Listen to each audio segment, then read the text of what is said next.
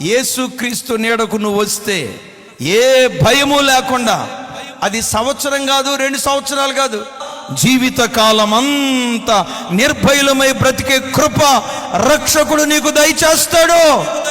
ఇంట్లో ఉన్నా లేకున్నా, ఆమేన్, డబ్బు ఉన్నా లేకున్నా నిర్భయంగా బ్రతికే కృప ఇస్తాడు. సార్, ఉద్యోగం ఉన్నా లేకపోయినా, వ్యాపారం ఉన్నా లేకపోయినా, ఆస్తి ఉన్నా లేకపోయినా, సార్ గవర్నమెంట్ ఉద్యోగం ఉన్నా లేకపోయినా, వ్యాపారం సరిగ్గా జరిగినా జరగకపోయినా, తినటానికి తిండున్నా లేకపోయినా, మీకులాగా బిర్యానీ లేకపోయి ఉండొచ్చు, కారపు మెతుకులు తిన్నా నిర్భయుడిగా బ్రతుకుతాడు సార్ యేసుక్రీస్తుని కలిగినటువంటి వాడు.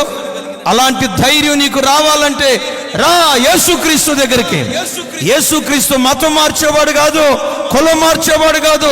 నీ గుండెల్లో ఉన్న భయాన్ని తీసేసి నిర్భయంగా బ్రతికే కృప దేవుడు అనుగ్రహిస్తాడు.